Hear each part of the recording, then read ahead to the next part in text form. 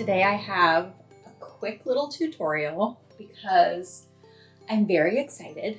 I'm making itsy bitsy Sawtooth Star patches and ornaments out of my scrap fabrics, my tiniest scrap fabrics. I do not keep scraps usually. Sometimes there's some specific projects that I can make use of teeny tiny scraps with, but mostly the smallest size that I keep is 1.5 inches. I keep all of my 1.5 inch strings, my strips, and 1.5 inch squares. And then I keep sizes bigger than that. 2 inch squares, 2.5 inch squares, obviously, and all the way up by size. And I have realized that my buckets of 1.5 inch strips overfloweth quite significantly. So I'm trying to think of projects to use them in. And I started making these little patches. These can go on clothing, and I've been using them on little woolly hats for winter to embellish them a little bit. And they are a really great use of your tiny strips, even tinier than 1.5 inch strips if you keep tiny pieces. And I'm gonna have to be very careful as I'm giving you these measurements. And I'm gonna say everything very precisely because, to be honest, I filmed this entire tutorial already and said everything the wrong size and made everything the wrong size. And I made these, which finish at 3 inches.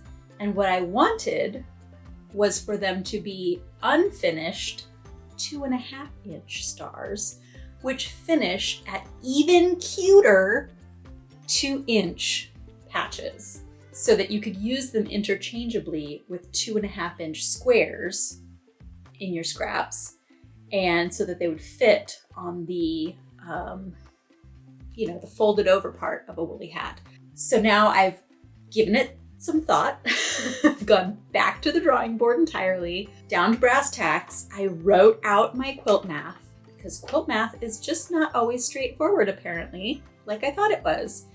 And especially when you're dealing with tiny pieces, it is really easy to get confused and end up with 3 inch squares instead of 2 inch squares. Let's start with that. What you need from your scraps is, for your star shape, and I'll use this one because it's easier to see, for your red star shape here, you need a 1.5 inch square, and you need 8 1 inch squares. This is if you want your whole star to be the same fabric.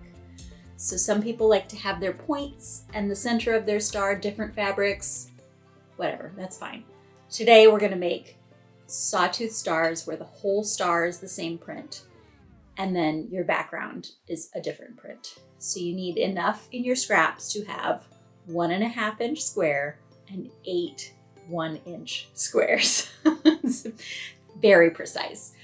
You can do that with a 3.5 inch square. You can get all of those pieces. I have some 4.5 inch squares here. I have some 5 inch squares here, and this is going to give us plenty of fabric to work with. And because I really was seeking out teeny tiny prints, you want a blender fabric or just a really teeny tiny print, because this is going to finish so small, you're just not going to be able to see anything else very well. This is not a project for big, bold prints. You want itsy bitsy. Everything is itsy bitsy today. From your background fabric, you want 4 1.5 inch by 1 inch rectangles and 4 1 inch squares. So that's why I have my 1.5 inch strings here. I am going to be able to cut all of those pieces from 8 inches of 1.5 inch strip, which this is 10 inches, so this is fine. Anything under 8 inches, you're just not going to get enough out of there. But 8 inches, that's a great use of scraps. So 4 1.5 by 1 inch rectangles and 4 1 inch squares. And to show you how I do this, we are gonna need to move you over to overhead mode so that you can see, because everything's gonna be so teeny tiny today. And I'm gonna show you my best piecing tips really, really fast. And we're just gonna whip up these adorable Sawtooth Stars. So do not have a lot of space here. What I really need is one of those big, like, magnifying glasses so that everyone can see these teeny tiny pieces. Okay, so I'm gonna use, and you're gonna want some kind of sharp implement like I'm using. I'm gonna use a seam ripper or a stiletto, just a pokey tool, to help guide these in my sewing machine to keep them from getting shifted under the sewing machine foot. And right now, in order to move them around and line things up. So a pin might also work, but if you're worried about poking or puncturing your fabric, then, just any kind of sharp, pokey object that is going to be thinner than your finger will work. So the first thing we need to do is we're going to turn all of these into our flying geese blocks in order to show our star points in all of the 4 directions. And then these are going to be our little corner background blocks once those are constructed. But I wanted to give you a little tip when you're piecing teeny tiny flying geese blocks, which is we are going to use our Sew Line pen. This is a little glue pen. You can also get those fine tip Elmer's glue tips that they have that you can stick on your Elmer's glue bottle, and then you can stick your fabric to it that way. So we're going to put these right sides together on each side and sew our corners just like we would any other flying geese block. And we're going to pick the part of this fabric that is going to be in the seam allowance to put our little dot of glue. And we're going to line things up. And I'm going to do that on all 4. And then I'm going to give them a little heat press so that glue will stick everything in place. And this is really going to help. Doing it on the opposite side now because I like to drive myself crazy.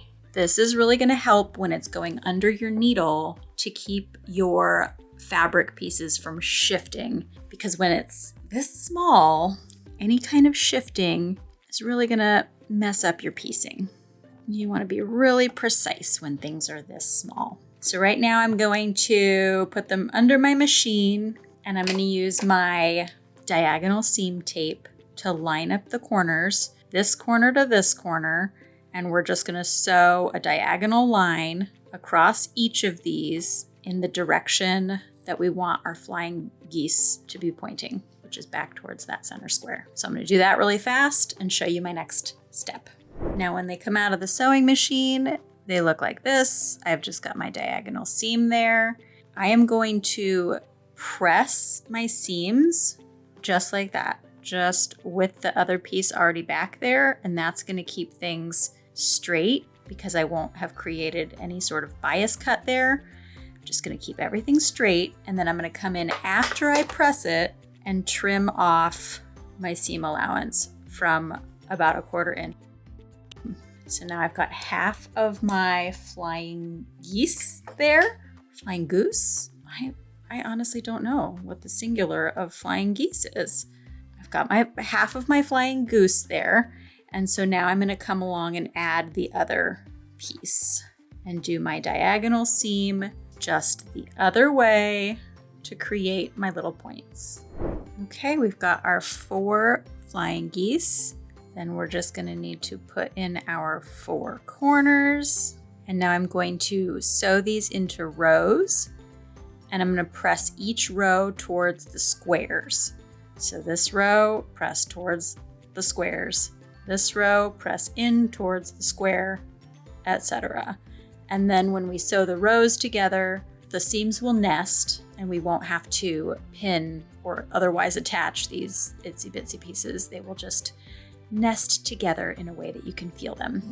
And there we have it. Just the cutest little star. And this time my math is correct. And this is a 2.5 inch square that will finish at 2 inches. So like I said, I am turning this into a patch. So I'm going to take a 2.5-inch scrap square and put it right sides together. And then I'm just gonna sew, leaving about 1 inch right here. So I'm gonna start here, I'm gonna sew all the way around 1/4 inch from the edge and finish about here, and then turn it inside out, and I will have a little star patch ready to sew on to clothing.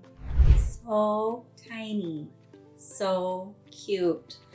I hope you appreciate how tiny this is and my brevity today. I think I wore myself out with my first failed attempt. And I just think that this is a adorable little block with 1,000 tiny uses. I'm using it as a patch. You can stick a ribbon in it, make it into an ornament like I did with this larger one. This is gonna get stuffed and be a cute little Christmas tree ornament. You could attach a key ring or a swivel hook and make this into a bag charm or a keychain. I think you could put lavender in it and make it a little sachet if people make those anymore.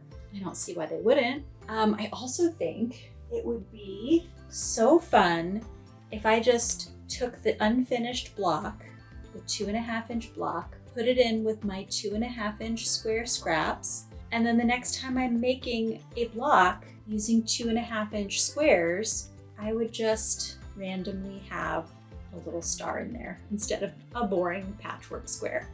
That would be cute too. Tell me in the comments, what are you gonna use your patch for? What are you gonna use these little stars for? I hope you make 1,000.